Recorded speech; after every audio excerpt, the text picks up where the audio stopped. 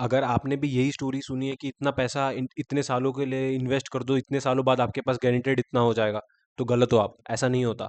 और आपने ऐसी बहुत सी कहानियां सुनी होंगी, कंपाउंडिंग आठवां अजूबा है, कंपाउंडिंग के बारे में कितनी पता नहीं हजारों बुक्स लिखी जा चुकी होंगी, कंपाउंडिंग के ऊपर हर कोई आए दिन कुछ ना कुछ बताते जाता है। लेकिन आपको पूरी स्टोरी समझना बहुत जरूरी है। अगर आपको कुछ वो रीजंस नहीं समझ में आए जिसकी वजह से कंपाउंडिंग एक्चुअल में अफेक्ट पड़ता है, एक्चुअल में आपके पैसे क्यों नहीं बनते, तो फिर आपको कंपाउंडिंग पढ़ के कोई फायदा नहीं है। तो चलिए कंपाउंडिंग समझते हैं एकदम स्क्रैच से।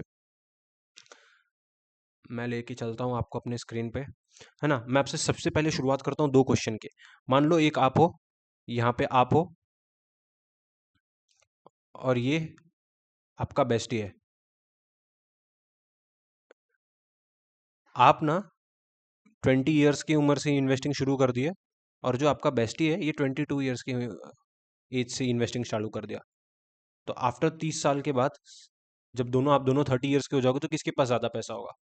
और एक और कुछ सिचुएशन लेता हूँ, ये है हमारे करण जी, और ये हमारे अर्जुन जी। करण ने ना अपना पैसा हर साल 20% से ग्रो करता है, और ये जो अर्जुन है ना हर साल 30% से ग्रो करता है। तो आफ्टर 10 ईयर्स किसके पास ज़्यादा पैसा होगा। अगर पहले वाले केस में आप जवाब देते हो कि ये आपका बेस्टी, इसको मैं लिख देता हूँ बेस्टी, इसको लिख देते हैं बेस्टी आपका। अगर आपका जवाब है कि ये जो आपका बेस्टी है इसके पास ज़्यादा पैसा होगा, और इस केस में अर्जुन के पास पैसा होगा, ज़्यादा होगा, तो आप लोग दोनों ही पूरी तरीके से गलत हो। राइट, ऐसा नहीं होता। तो एक्चुअल में फंडा क्या होता है, चलिए समझते हैं कंपाउंडिंग के इससे एग्जांपल से। तो कंपाउंडिंग का ना, बिना टाइम वेस्ट किए सीधा सीधा डायरेक्ट फार्मूला पे आता है। अगर आपको फार्मूला पता है तो आप स्किप कर दो ये थोड़ा सा पार्ट। चलो स्टार्ट करते हैं। तो ना फार्मूला क्या होता है कि जो अमाउंट है ना आपका, जो फाइनल अमाउंट होगा, फाइनल अमाउंट, इसके दो फार्मूले, दो तरीके से लिखते हैं। या तो एक होता है कि प्रिंसिपल, यानी आप कितना भी इन्वेस्ट कर रहे हो, इंटू 1 + r द होल की पावर n। n क्या होता है कि पीरियड, कि कितने देर के लिए आप इन्वेस्ट करके रखे हो, और r होता है rate of return, rate of return. ये दोनों फंडा बहुत ज़्यादा क्लियर होना बहुत ज़रूरी है। इसको ऐसे भी लिख देते हैं हम, final value is equals to initial value into 1 + r the whole की पावर n। ये जो होता है ना रेट ऑफ रिटर्न, ये परसेंटेज टर्म्स में होता है। तो अपना बात समझो कि कोई भी चीज़ होती है ना उसको तीन ये कंपाउंडिंग होने के लिए आपको तीन चीज़ें मैटर करती है। पहला, कि आपका इनिशियल अमाउंट कितना है, इनिशियल अमाउंट मैटर करता है। दूसरा, आपका रेट ऑफ रिटर्न मैटर करता है, दूसरा आपका रेट ऑफ रिटर्न मैटर करता है। और तीसरा, होल्डिंग पीरियड, कि कितने टाइम तक आपने पैसे को रोक के रखा है, वो इन कंपाउंड होने दिया है। तो अब मैं अगर आपको बोलूँ, अगर आप, चलो अब इसके लिए एग्जांपल अगर मैं समझना है तो आपको एग्जांपल से समझाता हूँ। अगर मान लो आप बोलते हो कि मुझे ना 3x पैसे को करना है, ठीक है, 3x को पैसे को करना है, उसके लिए क्या क्या तरीके हैं, ऑप्शन है। कि पहला ऑप्शन क्या है कि अगर आप 50% के हिसाब से ग्रो करो फॉर 3 ईयर्स, 3 साल तक के लिए अगर आपका पैसा 50% के हिसाब से ग्रो हो रहा है, तो आपका 3x अमाउंट, पैसा 3 गुना हो जाएगा। दूसरा ऑप्शन क्या है, अगर आप 25% के हिसाब से इन्वेस्ट करो फॉर 5 ईयर्स, अगर कोई ऐसा चीज़ है जो आपको 25% रिटर्न दे रहा है हर साल फॉर 5 ईयर्स, तो ये हो जाएगा। और तीसरी चीज़, तीसरी इंपॉर्टेंट चीज़ क्या है, अगर आप 12% के हिसाब से इन्वेस्ट करते हो फॉर 10 ईयर्स, 10 साल के लिए, तो ये ठीक है। इससे तो आपका फंडा क्लियर होगा कि ये तीन, तो अब देखो ये तीनों ऑप्शन में डिफर क्या कर रहा है। पहला, ये चेंज हो रहा है कि ये परसेंटेज और time, percentage time, percentage time. अब ना कोई भी जो एसेट क्लास होता है, एसेट क्लास यानी क्या, एसेट क्लास यानी कि मैं या तो गोल्ड में पैसा लगा दूं, गोल्ड एक एसेट क्लास हो गया, रियल इस्टेट एक एसेट क्लास हो गया, रियल इस्टेट एक एसेट क्लास हो गया, क्रिप्टो एक एसेट क्लास हो गया, ऐसे बहुत से, स्टॉक्स एक एसेट क्लास हो गया। ऐसे जो भी चीज़ें हैं ना कि कहाँ कहाँ मैं पैसा चेंज कर सकता हूँ, उन सब में क्या मेन चीज़ क्या फ़र्क पड़ता है पता है। एक तो इन सब में रिस्क अलग होता है, और दूसरा वो सब कुछ में क्या, इन सब में क्या फ़र्क पड़ता है पता है। इन सब में मेन होता है ये रेट ऑफ रिटर्न। क्या, रेट ऑफ रिटर्न, इसी में ये वेरी करते हैं सबसे। इसमें एफडी वेफडी बैंक वैंक सब घुसा लो, तो सबसे कम रेट देता है बैंक, बैंक का सेविंग्स अकाउंट, उसके बाद एफडी, उससे ज़्यादा गोल्ड, उससे ज़्यादा रियल इस्टेट, उससे ज़्यादा स्टॉक्स, उससे ज़्यादा क्रिप्टो। तो इन सब में क्या वेरी कर रहा है, रेट ऑफ रिटर्न। तो आपको तीन चीज़, अगर ये तीन चीज़ अगर आपकी सही होंगी ना, तो आपको कंपाउंडिंग में कोई समझने में कोई दिक्कत नहीं होगी। तो अब देखो क्या क्या ऑप्शन हो सकते हैं। या तो आपका आपका या तो आप इनिशियल अमाउंट ज़्यादा डाल दो, रेट ऑफ रिटर्न भले ही कम हो, होल्डिंग पीरियड भले ही कम हो, तो भी आपका पैसा बन जाएगा। या तो आप रेट ऑफ रिटर्न ज़्यादा कर दो, इनिशियल अमाउंट उतना ही रखो, होल्डिंग पीरियड उतना ही रखो, तो भी पैसा बन जाएगा।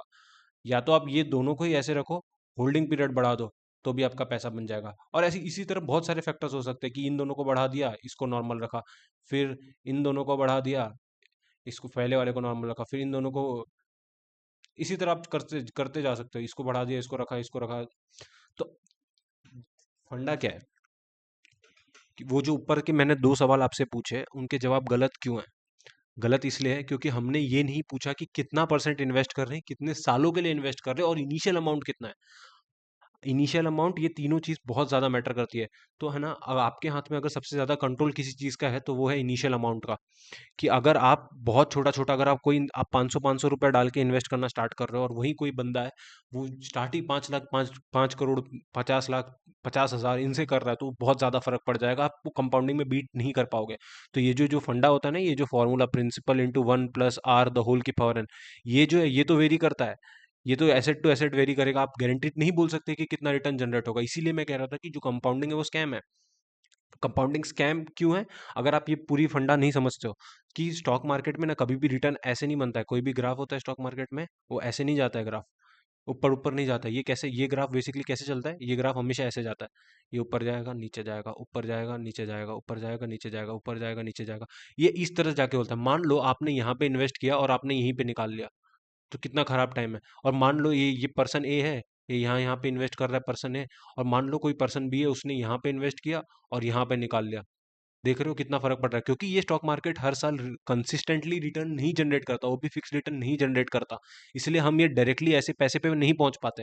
वो टाइमिंग बहुत ज्यादा मैटर करती है कि आप कब पैसा लगा रहे हो, कितना पैसा लगा रहे हो और कितना रिटर्न जनरेट हो रहा है। तो इसलिए हमेशा जब भी स्टार्ट करना है ना, तो ट्राई करो कहाँ से स्टार्ट करोगे कि इनिशियल अमाउंट, ये जितना ज्यादा बड़ा होगा उतना अच्छा है, जितना बिग बिग उतना बेस्ट। और अब मैं आपको ना कुछ छोटी छोटी चीज़ें बताता हूँ कि जो कंपाउंडिंग है, सबसे बेस्ट क्या होगा कि आपका इनिशियल अमाउंट भी बहुत ज़्यादा हो, रेट ऑफ रिटर्न भी आप अच्छा जनरेट करो और बहुत लंबे टाइम तक होल्ड भी करके रखो। तो इसमें जो पैसा बनेगा, अंधा पैसा बनेगा। यहाँ पे आप जो पैसा बनाओगे ना, वो बोलते हैं अंधा पैसा, कहते हैं ना, वो अंधा पैसा बनेगा। अब ना मैं आपको बताता हूँ कि कंपाउंडिंग ना क्या क्या चीज़ों से इफेक्ट पड़ता है। यही चीज़ें जो इस वीडियो की क्रक्स है। कंपाउंडिंग में ना बहुत सारी चीज़ें मैटर करती है। पहला कि इन्फ्लेशन, दूसरा negative return, right, negative return, या फिर बोल सकते हैं ना अनसर्टेनिटी, भी बोल सकते हैं इसको अनसर्टेनिटी। मोटा मोटा इसी कैटेगरी में बांट सकते हो। फिर टैक्सेस, और पकड़ लो मिसलेनियस, जो बचा कुचा है वो सब कुछ इसमें आ गया। अब ना मैं आपको एक एक करके बताता हूँ। इन्फ्लेशन देखो, कि आप कोई चिप्स थी, आप मान लो कोई किंडर जॉय का एग्जांपल पकड़ लो। ये जो आपका किंडर जॉय बचपन में आप खाते होगे, अभी भी हम सबको लगभग अच्छा ही लगता है। तो ये जो किंडर जॉय था ना, वो पहले 30 रुपए का आता था, 30 रुपए का आता था। अब कुछ ही सालों में ये किंडर जॉय कितना हो गया, ये 50 रुपए के आसपास का हो चुका है। ये देख रहे हो कितना इंक्रीमेंट हो चुका है। ये जो महंगाई बढ़ती है ना, इसी को बोलते हैं इन्फ्लेशन। तो आप अगर हर साल 15,000 15,000, या फिर हर महीने 15,000 15,000 डालते जाओगे, अगर उसको इंक्रीज नहीं करोगे, तो इन्फ्लेशन वैसे भी आपकी वैल्यू को खा जाएगा। ये फंडा समझ में आया आपको? तो देखो, ये पहला था इन्फ्लेशन, दूसरा नेगेटिव रिटर्न। ये वाला कॉन्सेप्ट ना बहुत ज्यादा इंपॉर्टेंट है, ये ध्यान से सुनो। है ना, मैं आपको 3 केस लेके बताता हूँ। पहला, अ, पहला केस, ये यहाँ पे रहा दूसरा केस, और ये यहाँ पे रहा तीसरा केस। मान लो क्या है ना, पहले के 4 साल में, 1 2 3, इसको मान लो 0, पहला ये 1 साल, 2 साल, 3 साल, 4 साल, 4 साल, 5 साल, सेम यही ड्राइंग में यहाँ भी बना देता हूँ। 0 1 2 3 4 5। अब मान लो ना पहले 4 साल में ना, इंसान हर साल 40% का रिटर्न जनरेट कर रहा है, और लास्ट ईयर में आके वो -50% लॉस कर जाता है। इस केस में मैं क्या मानता हूँ कि वो ना पहले 1 2 3 4, यहाँ पे ना 40% के हिसाब से रिटर्न जनरेट कर रहा है हर साल, और ये जो लास्ट ईयर है, यहाँ पे जाके उस बंदे ने 0 रिटर्न जनरेट कर दिया। और ये जो तीसरा केस है, इसमें मैं ऐसे डायरेक्ट बना देता हूँ, 0 4 और 5। पहले 0 से लेके 1 2 3 4, यहाँ तक उसने ना 30% के हिसाब से रिटर्न जनरेट किया, और जो 5वां साल है, इसमें वो -10% पे चला गया। अब आप ये बताओ, किसमें पैसा ज्यादा कमाया होगा? अगर आप ऊपर ऊपर से देखोगे तो यार, आपको उतना क्लियर नहीं होगा। अभी मैं बताऊँ ना, इसका अगर परसेंटेज टर्म्स में मैंने लिख के रखा है यहाँ पे, तो ये जो पहला वाला केस है ना, यहाँ पे ये इसका CAGR यानी on an average compounded, and इसको ऐसे बोल सकते हैं कि ऑन एन एवरेज कितना हर साल रिटर्न जनरेट किया। इस टोटल जितना ये 5 साल में, ये जितना भी पैसा इनिशियल, जितना भी पैसा फाइनल बचा, उसको अगर हर साल में डिवाइड कर देंगे तो ऑन एन एवरेज कितना पैसा कितना रिटर्न जनरेट हुआ, उसको बोलते हैं CAGR।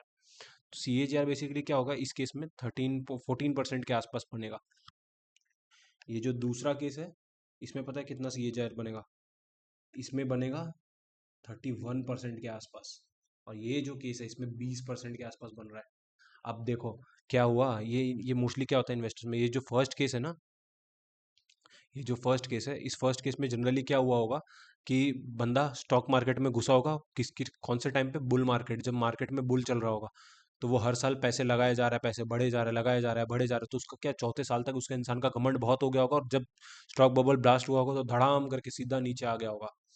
और इस केसेस में ये वाला केस क्या होगा, इस केस में ऐसा होगा कि बंदा ना, बस बुल मार्केट है लेकिन वो अच्छे स्टॉक्स ले रहा है, सेंसिबल स्टॉक्स ले रहा है, अच्छे फंडामेंटली सब सही है, तो जब मार्केट बढ़ रहा था तो थोड़ा ही बढ़ा, और घट रहा था तो थोड़ा ही घटा। इस केस में क्या होगा, इसने पूरे बुल मार्केट के मजे लिए, फिर जैसे ही उसको लगा कि बबल ब्लास्ट हो जाएगा, उसने छोड़ दिया मार्केट को। तो फर्क देख रहे हो, अगर आप इसे ओवर कॉन्फिडेंस में बढ़ते जाते हो, बढ़ते जाते हो, बढ़ते जाते हो, और फिर जब एक बार में सडन फॉल आता है तो पूरा कैपिटल वाइप आउट हो जाएगा। देख लो, 14%, 30%, 20%, कोई फायदा नहीं हुआ ना इसका, इतना स्टाइल मार के 40 40 40 करके लास्ट में अगर जाके जब घटाई दे रहे हो 50%। और दूसरे वाले केसेस में देखो, 30 30 30% जनरेट किया, गिरने पे 10% गिरा, अभी इससे डबल रिटर्न जनरेट करके चला गया। तो इसलिए हमेशा मार्केट में क्या पता है, मार्केट में कहते हैं, मार्केट में हमेशा कैपिटल को प्रोटेक्शन फर्स्ट देखो, कैपिटल आपका प्रोटेक्शन होना चाहिए, उसके बाद में ग्रोथ के ऊपर फोकस करो आप। जनरली, जनरल केस में ऐसा होता है कि क्या होता है कि आपका अगर आप पैसे को बचा पा रहे हो ना, मार्केट अगर इतना बढ़ रहा है और आप इतना बढ़ो, कोई तकलीफ नहीं है। जब लेकिन मार्केट इतना गिर रहा होगा तो आपको उससे थोड़ा कम गिरना है। अगर आप ऐसा करते रहोगे तो हो जाएगा। अब सीन समझ में आ गया आपको? और फिर मैंने क्या यहाँ पे आपको फैक्टर्स बताए थे, ये ग्रोथ वो तो ये सब का मैंने बता दिया। अब देखो, नेगेटिव रिटर्न, ये इन्फ्लेशन वाला पार्ट हमने कवर कर लिया। नेगेटिव रिटर्न अभी मैंने समझा, टैक्सेस देखो, टैक्सेस आज के टाइम पे तो कितने ज्यादा पड़ रहे हैं। स्टॉक मार्केट में अगर शॉर्ट टर्म ट्रेडिंग करते हो 12.5%, लॉन्ग टर्म ट्रेडिंग करते हो 20%। और ये आता है मिसलेनियस। अब ऐसा तो नहीं है ना कि भाई हर साल आप,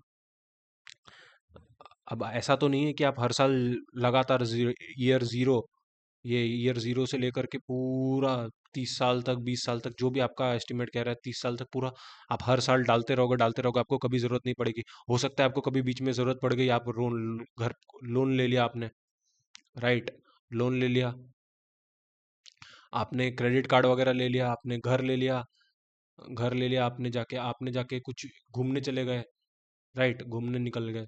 तो ऐसी सारी जो भी चीजें होती है ना, ये सारे की सारे क्या होते हैं, मिसलेनियस होती है। तो इसका मतलब आपका कंपाउंडिंग यहाँ पे रुक जाता है, इंटरप्ट हो जाता है। तो अब इंटरप्ट हो गया, तो जिस हिसाब से आपने कैलकुलेशन स्टार्टिंग में किया था ना कि 15,000 रुपए, 15% 30 साल डालूंगा 10 करोड़ हो जाएगा, वो नहीं हो पाता। ये सारे फैक्टर्स बहुत मैटर करते हैं इसमें।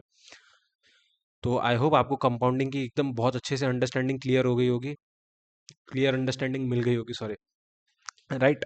तो सही है फिर, अगर आपको सारा कॉन्सेप्ट क्लियर है तो वेल एंड गुड। अब आप, आई होप अब से आप जब भी कंपाउंडिंग को देख रहे होंगे तो आप हमेशा ये सारी चीज़ें दिमाग में रखेंगे कि अच्छा ये कंपाउंडिंग कैसे हो रहा है, क्या हो रहा है, क्या फैक्टर्स इसमें इन्वॉल्व हैं, क्या हम, मुझे क्या क्या चीज़ों का ध्यान रखना चाहिए। इनिशियली जब आप स्टार्ट करो तो इनिशियल कैपिटल पे फोकस करो, क्योंकि वही एक चीज़ है जहाँ से आपको एज मिल सकती है।